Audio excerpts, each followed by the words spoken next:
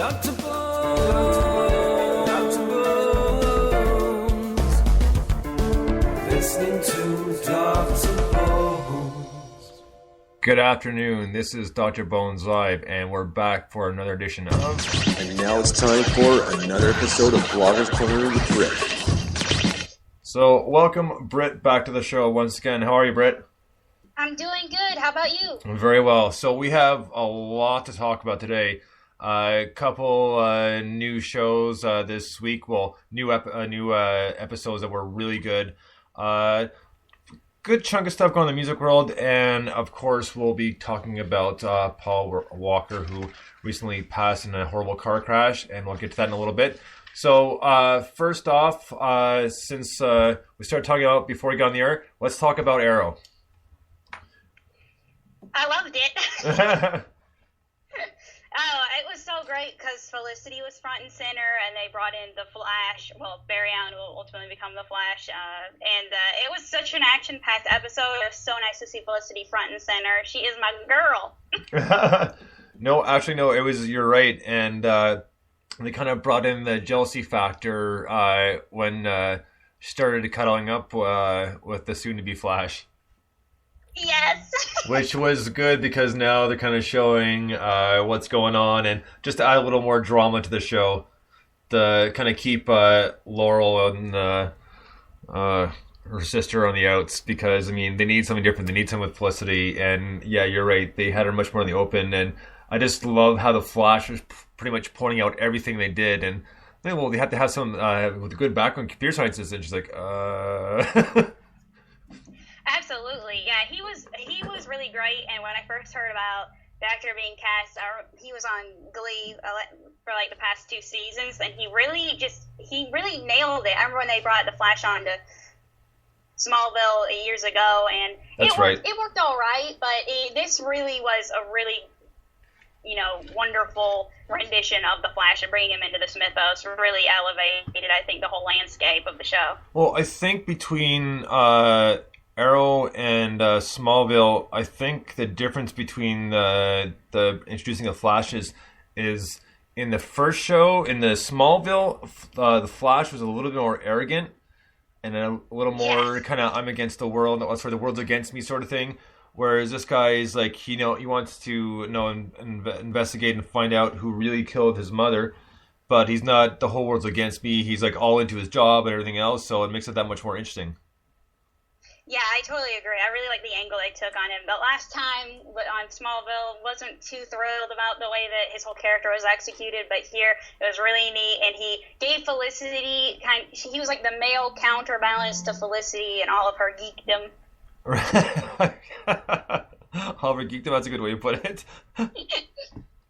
But, the other thing I really enjoyed it. You're right. It was very, very action-packed. And pretty much when Arrow goes after the villain, and which I'm not sure exactly who he is yet, in the sugar truck, when they're in the truck and he stabs him in the leg with the arrow, like nothing happens. He's like, uh-oh. That was so great. And by the way, just having this guy, the Flash, on the show made Roy, Arrow's little sister's boyfriend, look all the more like a loser to me, because this guy was so much more fun to watch than the brooding Roy. I was so happy when Arrow finally shot him. I was like, thank you, please just stay down. Yeah, don't get up. No, he's one of those guys. You're absolutely right, Britt, and I completely agree, because he's one of those guys that you can, like, without a shadow of a doubt, classify as a douche,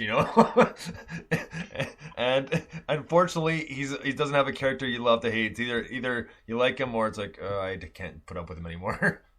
Oh yes, I totally agree with you. He was on that show, Teen Wolf, that comes on MTV, and he left the show to be on Arrow. I was so happy when he left Teen Wolf, and then I was like, oh great, he's gonna be on Arrow. But I mean, take the good with the bad.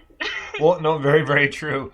But I was amazed, and like I told you, like I watched it as soon as I got home from work today, and I was making lunch, and I was trying not to stay away from the TV, just kind of trying to wait till the commercial, even though I was PBR, I could fast forward. It's like, what do I do?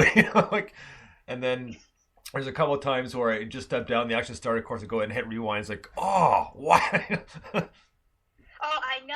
Same. I just absolutely loved it. And what did you think? Can we talk about the reveal about Arrow's little sister and her true paternity? Were you surprised by that? You know what? After seeing him, not really. Okay. You know, I just by the whole deal, like, I don't, for some reason with everything that went on, I didn't really shock me that much. It's kind of like, oh, no, I can see that.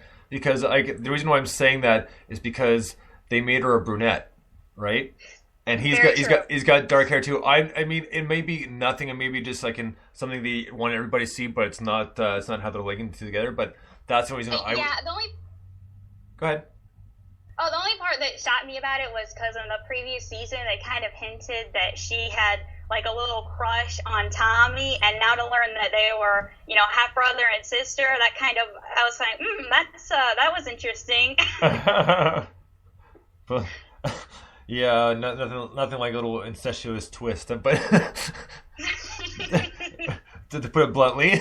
So. Well, there you go. Oh, well, you know what? This wouldn't be the first time this would happen in a show or that sort of thing. So, it's not a brand new idea. It just hasn't been brought around for a while. It's very, very true. I mean, it's still the taboo that gets people talking. As a soap watcher, it's something that they play with quite commonly. Well, yeah. So yeah, I mean that part, yeah, that kind of shocks you. So kind of like, huh. There was, because there was an HBO show that I watched that it only lasted 3 seasons, unfortunately, but the third and final season, the main character found out that his father had made quite a few donations, so he had a few possible brothers and sisters out there. And he started dating one to find out that she might be, but they never answered that question because the season finished and that was the end of the show. So I don't know. I think because they kind of lean towards that they actually were brother and sister, but there's no definite saying yes, you are brother and sister. So it kind of sucked. I was like, ah. What show is this? It was called Bored to Death. Oh, okay. I've heard about that. And Ted Danson was in it, and I tell you, Ted Danson did a phenomenal job in that show just because he was a rich magazine owner and he he loved to get high, but his character was just so eccentric and so over the top, he'd always be like a chill relaxed guy, but he would go to Jonathan Ames, who on the show his name was just changed by one last name, like Jonathan something. Anyways, point being is Jonathan did freelance working and he wrote novels, but he put himself on Craigslist as an unlicensed PI. And so eventually Ted Danson pretty much knew what he was doing, and then he wanted to come on one of his little jobs, and Zach Galifianakis is in it as well, and Zach Galifianakis is Jonathan's best friend. Oh, right. So with the three of them together, it's a trip and a half, and it's so funny because they all play off each other so well because each character is completely different. Like I said, Ted Danson is eccentric over the top, but he's really laid back and chill at the same time. He just wants to kind of be one of the guys, sort of thing. Yes. And Jonathan Ames is kind of not sure of himself always, and a little insecure, and somewhat edgy. I mean, a little bit jumpy. And then you got Zach Galifianakis, who's just laid back and chill, is kind of just the comic relief. But all three of them together, it's a very good trio, and it was really funny. It was sad to see them cancel it because, as we know, Ted Danson went to CSI, and that pretty much put the lid on that show. But either way, guys, you can check it out. I'm sure you can find it online, but it's called Bored to Death, and it's worth it because essentially they are bored to death, and they're doing this thing on Craigslist as an unlicensed PI. But it really, really is a good show, and I really, really suggest it. I mean, one of the first episodes, he breaks up with his girlfriend. It's kind of the start of their show, and she says, no, you're not making any money right now. You're an alcoholic. He's like, I'm not an alcoholic. I drink white wine. I was like, that's gold. So what a line. And so it's definitely worth it. Now, going from there, I can't remember how we got on this on Board to Death. We were talking about the incestuous thing on Right, Arrow, and then right. you said there was a plot twist. Right, sorry, I just got so wrapped up in the show because I haven't seen it so long, and it was just nice to talk about it, right? So, Oh, that's fine. but next, Witches of East End was actually really, really good this time. Like, I mean, it's been getting better and better. And this episode revealed so much. He actually met the girl's father. Ooh. So there's your one of your twists right there. And Freya gets along with him, but Ingrid doesn't. Ingrid's almost starting to be somewhat of an annoying character because she's too standoffish. She's almost like mad at the world, and it's like, they need to do something with her. But like we know, Freya lost her powers, and they tried, Wendy and Joanna, her mother, tried everything to get her powers back, and it wasn't working. So the last resort was to go to Freya's father, who she'd never met, and apparently there was some special way he could do it. And they tried to start to do it, and it looked like it was hurting Freya too much, so Joanna broke the circle, and it was done so she can get her powers back. But what's more interesting is what they did was they got a little bit of blood to try to find out who the shifter was, and they put it on a canvas, and slowly but surely it started to take shape. And then what we saw, but they didn't see, is it took shape of Athena. Ooh. And Athena, as we know, is under a different name, which I'm blanking on right now, and she's the mother of Killian and Chase, and who Freya is engaged to. So what they have basically like a meet and greet before the wedding, because they're still doing the wedding, and it's gonna be like the next day. So it was like somewhat like a rehearsal dinner, and they were at Freya's house. And what happened is they got distracted because the father came to the house, and they left the canvas. So Wendy and Joanna never got to see it. And then guess who was snooping around and found out and saw the picture? So Athena, obviously, and she drew a whole new painting. And the new painting is of below the house where they found that it's like very like lethal and toxic. I can't remember what it's called, but there was a whole wall of it. So pretty much she wants to lure them down there and obviously to try and kill them. And she ultimately wants to go back or bring Archibald back. So a lot of twists and turns. Yeah. So and there was a death as well. What's his name? Not Killian, but Chaz, his one of his assistants at work, because he's a doctor. Oh. Yeah, she dies because he's supposed to meet her down in the cellar below the house, because he wanted to show her there's this liquid on the wall, because all their stuff there was removed by Wendy. She got it out of there, and then she's supposed to meet him down below at a certain time. She called, wasn't picking up. And Athena's there doing like a spell and collecting the stuff off the wall. And of course, you can see it coming. She calls her, talks to her, and then jams a needle in her neck and kills her. Oh, wow. Yeah, so it was quite the eventful episode, and it's definitely one to watch. I can't wait to watch. It sounds like the show just keeps getting better, and I'm very much looking forward to carving away a little time to catch up on it. Well, it's like I said, I'm kind of happy with it because there's been so many other ones that like have failed, and this one's looks like it's doing well enough it's going to last, because it's keeping my interest. Like usually I would have lost interest by now if they're just doing kind of basic like magic, we'll call it. Yes. I think it did get picked up for a second season too. Oh, that's good, because it's worth it. If they can keep going like the way they are, then there's no reason they can't make it at least 4 or 5 seasons easily. Cool. So next up, we're gonna jump into a little music news here, and first off, we got the Grammy nominations tonight. So we'll see what comes of that. And so far, online for performances, Katy Perry will be playing, as well Taylor Swift will. But Drake has pulled out. Not sure the exact reason why, but he's pulled out, so he will not be playing the Grammys. And hey, Kanye West, our old buddy Kanye West. So he's making a new album, which is only going to have 8 songs for some reason. But, I mean, that's... there are albums that have 8 songs, so it's not really a huge smack in the face. And what gets me about this one is he's been talking with, and I think they will be producing the album, which I can't believe they're doing, but, They're out there to make money too. So one guy is Rick Rubin, and Rick Rubin has produced a lot of very, very well-known albums, such as the Red Hot Chili Peppers album Blood, Sex, Sugar, Magic. He initially helped create the original Walk This Way with Run DMC and Aerosmith. He's produced numerous Slayer albums. He's done a lot of hip hop and rap too. And the other guy is supposed to be helping out is Q-Tip, which Q-Tip originally was from a tribe called Quest, and one of my personal favorite old hip hop bands. So, but getting on with Kanye West, he was looking into advertising, like kind of his own shoe line, maybe some shirts, stuff like that. Two companies, one was Nike and one was Adidas.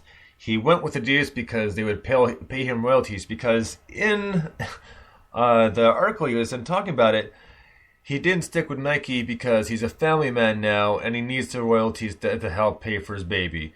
And I was thinking, you have to be kidding me. Like, that is the most retarded thing I've heard in my life. The millions of dollars you're making off your music and concerts, and you're worried about royalties from a company like come on. Like, I mean, give your head a shake. Like, it just never ceases to amaze me. And it's like, I'm just looking at this, and it's like, how do people want to work with this idiot? Like really, like, I don't know how they can stand it. I mean, he's got to be paying a pretty penny to get some of these people to do that, because, like, I don't care how talented you are, but when you're just an obnoxious, arrogant, for lack of better words, prick like that, I don't know how anybody would want to work with you. I mean, I really don't. I sure wouldn't. I mean, like I would be fed up in 5 minutes. Like, you know what? I can't do this. I cannot do this. Like, so I don't get the guy's appeal whatsoever. I mean, I do enjoy hearing the "all I do is win" when on the radio shows when someone wins a contest. That's amusing, but that's about as far as it goes. The guy is just completely OD'd on his own ego. Well, and that's right. You know, I mean, I understand. You know, making millions of dollars, obviously you're gonna get a big ego, and I completely understand that. But for the most part, if like 90% can keep it in check, and there's just that one, there's just that 10% that kind of drives you nuts, and like. After a while, at first, yeah, it's what I'm using. After a while, it's like, all right, enough. I've had it, you know? So. I totally agree. But people want to get impressed, so, I mean, what are you going to do about that? I don't know. So, yeah, that's what I got on Kanye, but I just one of those things, when I saw that, is like, the first thought in my head is like, you got to be kidding me. You're worried about royalties off a shoe company. Forget your music and all the other stuff, but yeah, I need royalties off of this. Come on, guys. Like, what were you thinking? So yeah. I just. Yeah. So on different news, and the Rolling Stones have expanded their 2014 tour, which is a good thing because people still want to see them. I did see them about 8 years ago or so, roughly, and it was a good show, but. They're one of those bands, you know. I mean, I know they've done so much in rock and roll, but I think it's time to throw in the towel and say, you know what, we're good. So, ooh, really? Yeah, I mean, it's nice to see bands still together. It's nice to see band doing reunions, but you know, you can only recreate the old magic for so long, and you know, before like new stuff starts coming in, which is good, but not always. Just because the band's back together doesn't necessarily mean the music's going to be good and it's going to be worthwhile. I mean, sometimes you get those ones that, you know, after a few listens kind of grows on you, they say, you know what, this isn't half bad. But the other side of the spectrum is like, why did they even bother putting this out? And go ahead. I was just thinking that it's like with the Rolling Stones and the Beatles, if the Beatles were still all together and alive, I wonder if they were still touring, if we would... be like, you know, you guys need to, you know, put the guitar down, time to move on. But it's like with the Rolling Stones, they're, you know, still kicking and doing it, so you live to have this full life cycle as a band, and so their memory kind of gets, I don't want to say tarnished, but it kind of loses a little bit when you're on, you know, you stay on the stage for so long. Right. But I don't know, it's best to leave them wanting more. You know, I agree, and like I said, like the show I saw was good. Like I do like the Rolling Stones, so I'm not trying to knock them at all. Like I did, but I just think it's about time. But the two things I must say that are impressive, to say the least, is if anyone else is 70 and can uh, well, for lack of a better words, prancing like a little girl on stage at 70, then you got to be in really good shape. And I mean that's something to be what's the word I'm looking for? Not thankful, I guess maybe. Proud of? Proud of. There you go. Proud of. That's better.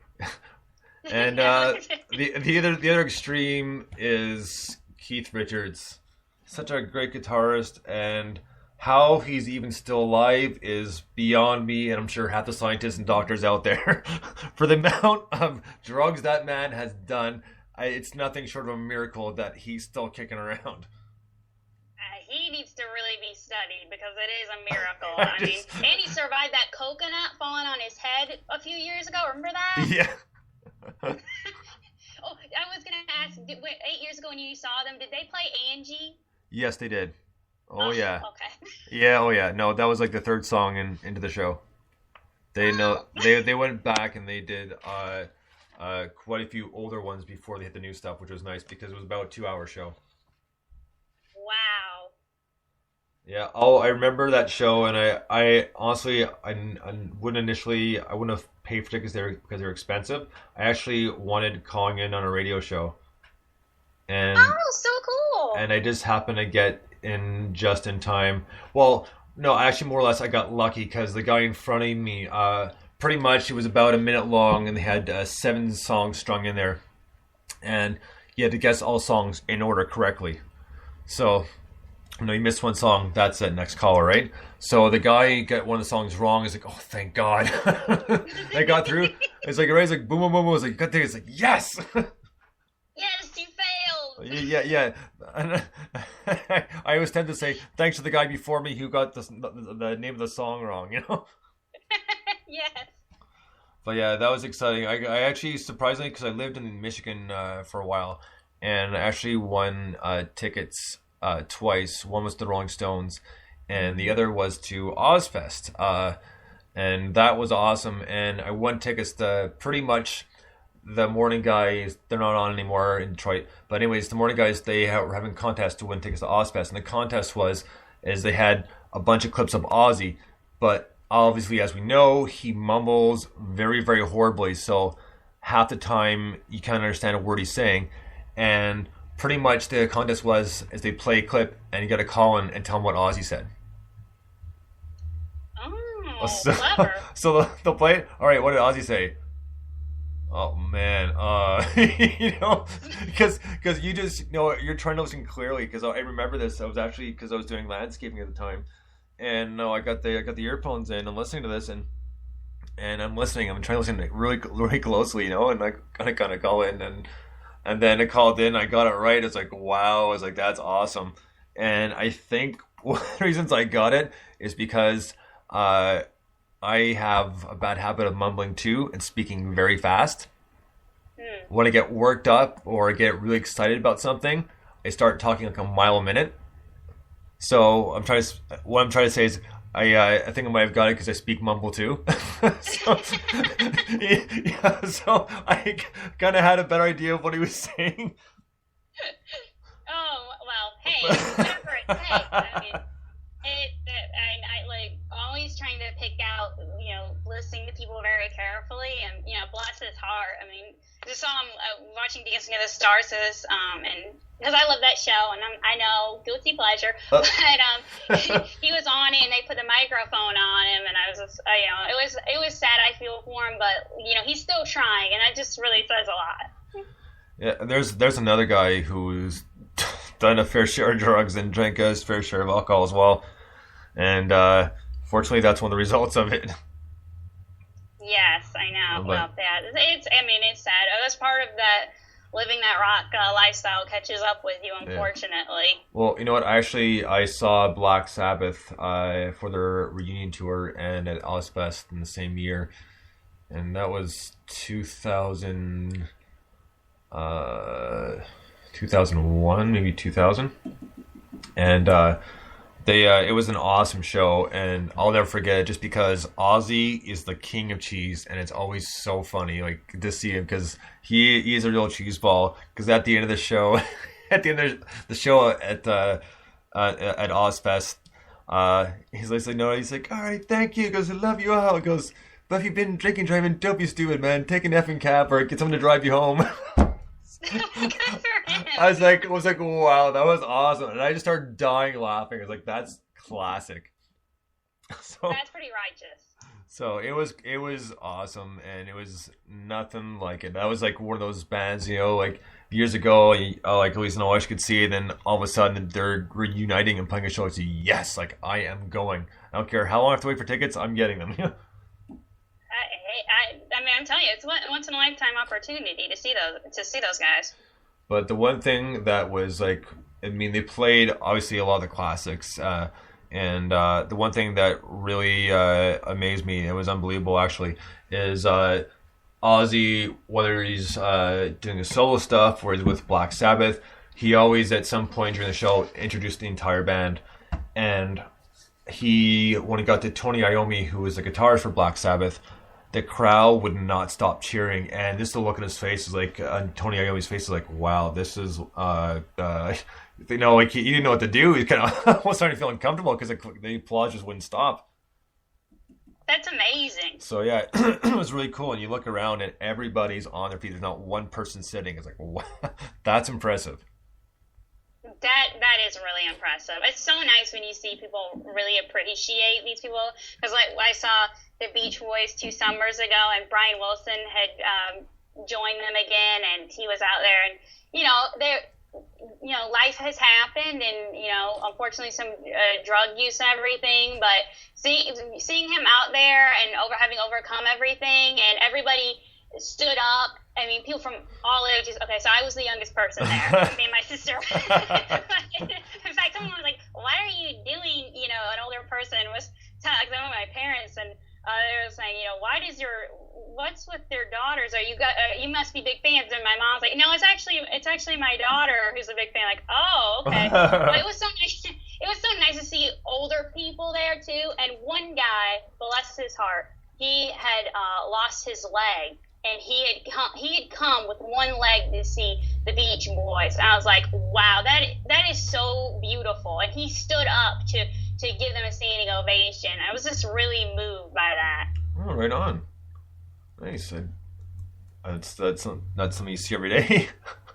No, it is not. I was like, these bands really, they made it. Just to see the impact they've had on everybody's lives, and they've been the soundtrack to a lot of people's greatest moments. So of course you want to give a little bit something back. I know people say, they have all the money in the world. What more do they need? And I'm just thinking, well, it's just. I feel that more than money as an artist, it goes more just to have that personal touch of appreciation than does counting the digits in the bank. You know what? Speaking of Beach Boys and touching moments or moments throughout life, I actually do have a Beach Boys moment, ironically, and this was probably about 13 years ago now. I was dating this girl, and obviously we're younger, not real young, but a lot younger, and we hadn't told her father we're dating it because we've been friends for a long time, right? And we're sitting in the car, and he's got the oldies station on, and Wouldn't It Be Nice comes on. It's like, yo, come on, really? Now, of course, the first words is, wouldn't it be nice if we were older so we wouldn't have to wait too long? It's like, oh boy. It's like, what? You gotta love the irony behind this one, That is such an amazing moment, right? My face went so red. I was like, oh my god, because as soon as I heard that, I was like, oh. You can't, moments like that are very priceless. And my whole Beach Boys education actually came from growing up watching Full House. Oh, so yeah, that's right. Loved them. Yeah, because Jesse played with them. Yes. Yeah, no, I remember that. So that was kind of how I grew up knowing them. But it is weird how their music will come on at interesting moments or something, and it's really cool when stuff like that happens. Well, you know what? For myself, it was like years. Well, thing is, I watched Full House too, right? And but anyways, I learned about the Beach Boys there too, but I kind of learned about them a little bit before that, because before that show was on, I was already into the Beatles and the Who and the Doors and that sort of thing. So I picked them up that way. And then years later, I find out my dad was telling me, we're in the car together, and he's telling me that he was listening to a show on pretty much it's the like the nationwide radio and TV. It's called CBC, and they have a bunch of radio shows. And my dad was listening to one of them, and they played a couple of Beach Boys songs. And he told me, like, he said the next day or maybe the same day, he went out and bought it. It goes, this is my guilty pleasure. And the Beach Boys album was called Pets. And he's like, and he pops it in. It's like, you know what? Somehow I knew you liked them. You just never admitted, never said anything about it. But this was like, go ahead. Oh, no, I was going to say anything. Oh yeah. This was it's about 10 years ago, and it's like you both it's like, oh really? He's like, no way. Like, oh yeah, pop it in. Like, let's listen to it. Right on. So everybody has, like, a little guilty pleasure, and I have a friend, Ruth, who actually her guilty pleasure is Taylor Swift.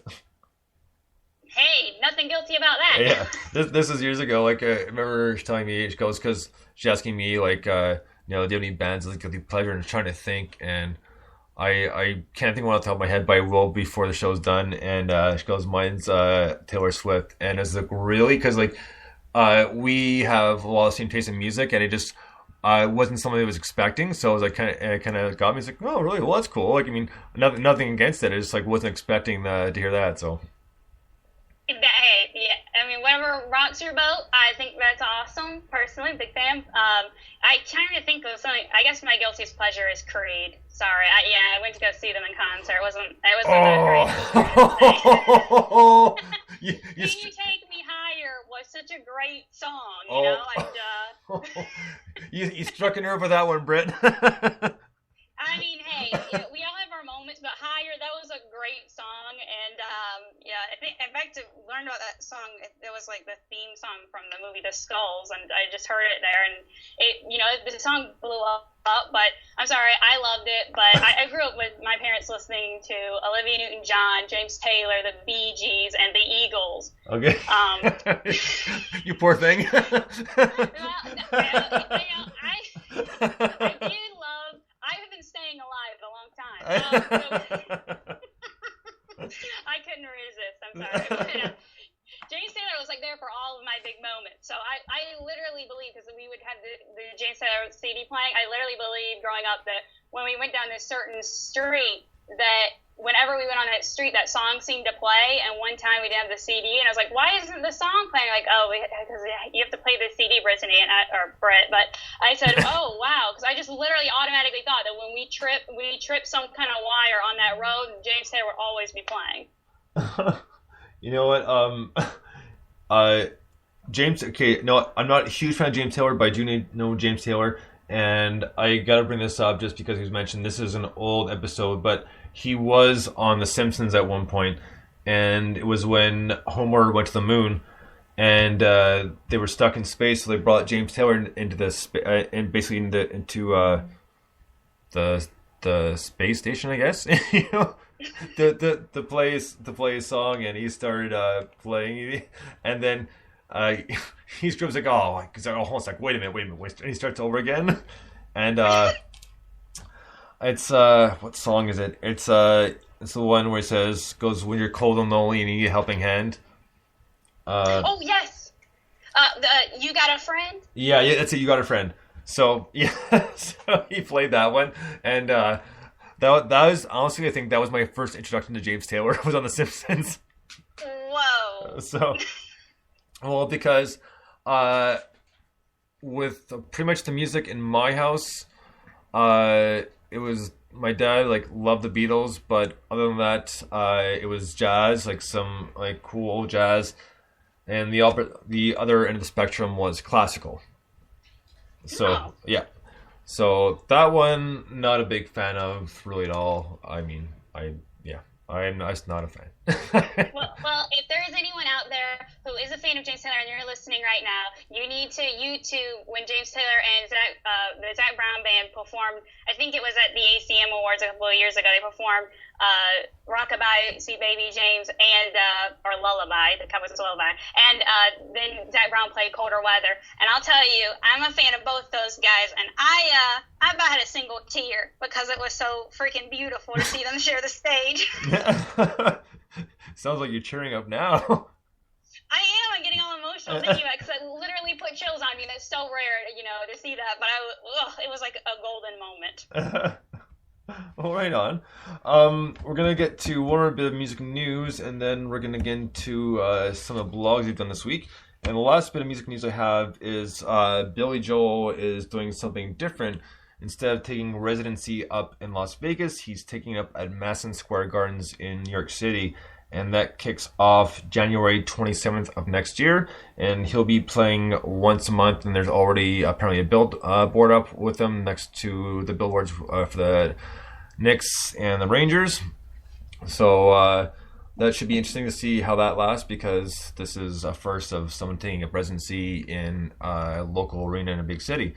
So it should be interesting to see how the shows keep up, and if he's going to get some repeat audience members, and we'll have to see how it plays out. Like, I mean, I do like his stuff, but I don't know how long it's going to last, just because New York City, yes, has frequent visitors and that sort of thing. But I just don't know if that would be on the top of some people's list, because they're more in town to see like the theater or go to some of the TV show recordings and that sort of thing. Like, well, if I can afford it, I would definitely go. It kind of like depends on what the price is, because he is one of my favorite artists, and I'm just there's really not a bad song that he's done. And in fact, thankfully, they had a spotlight on him. Glee did a whole episode of his music. I know I'm pimping a lot of Glee. I'm sorry, but I just love that show. It gives a younger generation a chance to hear some very iconic people. They might otherwise have been too busy listening to Miley Cyrus to understand. But yeah, he's such an icon. So, I mean, it definitely would be cool to see him. Well, like I said, I'm not a huge fan, but I do know a lot of his music, and I actually did see him probably about 15 years ago now with a buddy, and there was something they did every time he came to town, so one person can use a ticket, so I got to go, and it was a great show. And I think I'm pretty positive that my favorite song is The Stranger.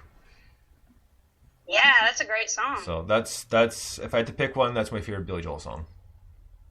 Okay, that's all. That is a great song. He has so many. I think probably like right up there for me is "Good Night, My Angel," which he wrote for his daughter. That's a very beautiful, sweet little lullaby.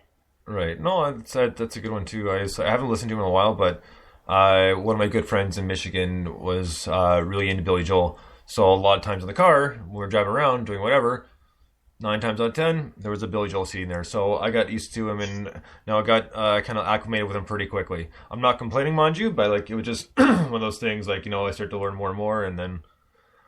So he is a very decent artist, and I'll give him that. Like I hope it does last for him. Like I said, when I think of New York, I think of maybe going to see a show once, but I don't know how many people are going to keep doing that. I mean, because I guess it has potential, like just because the band Fish pretty much plays every New Year's at MSG, and it's always a packed house.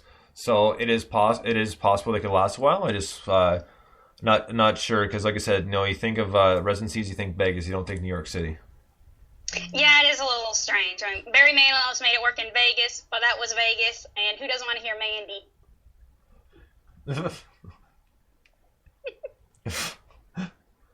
I do love that song, so just saying. Oh man, no worries. Hey, yeah, he is a legend. No, very true. I'm not. I won't argue that at all. And okay, so that's gonna wrap it up for my music news. So let's get into some of your blogs this week. One of the ones I want to talk about is Nina Baker's album, Quite Frankly, because I really liked it, and I've played pretty much the entire album on the show for the most part, just because I like her tune so much. And I haven't interviewed her yet, but I chat with her via email, and she seems to be a very nice, down-to-earth artist. So I'm actually looking forward to having her on the show, hopefully soon, if not beginning next year.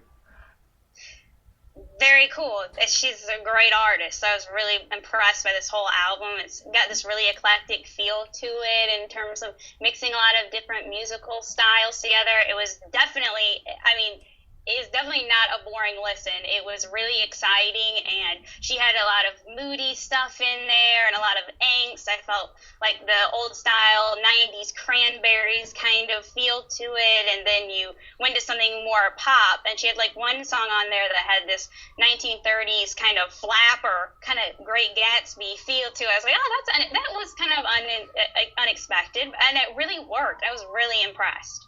Well, I have to agree with that, and I just one thing I did notice because I mean she very kindly and thank for emailing me her CD, and the write up on it was saying like a little bit of Tori Amos, and said, and I was thinking to myself, so, what the Tori Amos I can really notice, and it's really nice because like I actually do like old Tori Amos, so I was like that's kind of cool, so I got into the CD pretty quickly.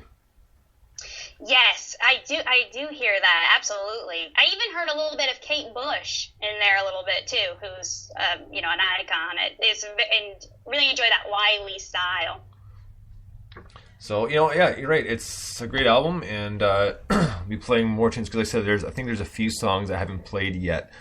But let's move on to some of the other write-ups you've done this week. So let's give us a taste of what you've done this week, Britt. Okay, well, let's see. Sorry, I'm crazy. That can happen. I did some stuff at the end of Thanksgiving week last week, so I posted those 10 classic films that people might want to check out. That maybe older, but still very good, still very progressive. And there are some movie reviews this week. And I did the Catching Fire movie review, so I really enjoyed just venting about how horrible that movie was. And also this week we had the must-see movie of the week is the month. I'm trying to do it once a month. And some people will say it's December. Why did you choose this? Because we need to get warm. The movie is UV, and it's a French language thriller. And I saw this a while ago on the Sundance Channel. And basically it's a thriller about this guy who shows up at a family's villa when they're on holiday, and he's saying he's the best friend and former schoolmate of their son and wayward brother. And the question kind of becomes, does he really know their son and brother, and what does he want, and how long is he planning to stay? So it's very interesting. It's a French thriller that only the French could pull off, because the characters are so good and the actors are so entertaining, and it really just keeps you mesmerized about what's going to happen. Right on. We still have a little bit of time. If not, we actually might carry into a second show here because we seem to be on a good roll here. So we're going to talk about a few minutes to talk about Paul Walker, who recently passed away in a horrible car crash, and it was very sad to hear. Of course, what most people know him for is the Fast and the Furious movies. Saw the first one, and I just thought it got old real quick. I mean, I like the cars and everything else, but it just kind of one of those things that kind of bored me pretty quickly. And before you throw your 2 cents in here, Britt, just right at the hop here too, and this is pretty sad too, is there was an 18-year-old arrested who was accused of stealing wreckage from the car scene. So already, which is pretty bad. Yeah, that's unfortunate. When famous people die, people want to take a piece of them. I hope and to sell more than likely. I don't know. I haven't heard, but yeah, it's just a really sad situation, and hearing about it just absolutely blew my mind. I purposely put my phone off because being the holidays and everything, and just had Twitter and everything shut off, and I was watching the news, watching CNN, watching one of their docu-series things, and saw Paul Walker and went back. I was like, oh, what's going on with Paul Walker? And wow, I was blown away. I was actually with my dad when I found out, and my dad was listening to something, and he pulls the earphones out of his ears. He's seeing it in the TV. He's like, what? And we were just both. He was really upset. I was too. I have to tell you, I basically grew up watching, and I've watched all of his movies, and he's just had an amazing impact. I know people are going to say what they want about his capabilities as an actor, but he always brought something really pure to the screen that not a lot of people can. Absolutely. We still got just a tiny bit of time here. Quick, let's go through some of the things he's done real quick. As far as TV shows, and movies, he was in She's All That as character was Dean. He was in Highway to Heaven in 1985 and 1986. He was in Charles in Charge in 1990. He was in Who's the Boss in 91. And he was on during Shark Week. And here's two videos he was in that kind of surprised me and I had to look him up. One is the Mighty Mighty Boss Tones, and it's Wrong Thing Right Then. And he was in a Ludacris video called Act as a Fool. So apparently we should check those out too. And we were talking about before we started the show was Young and the Restless. That's pretty much all the time we've got for today. So until next time, Britt, it's always a pleasure. We'll do this again next week with more reviews and more stuff to talk about. Always some new shows. And that's it. Britt, well, thank you. Thank you. And guys, thank you so much for listening. Bones out.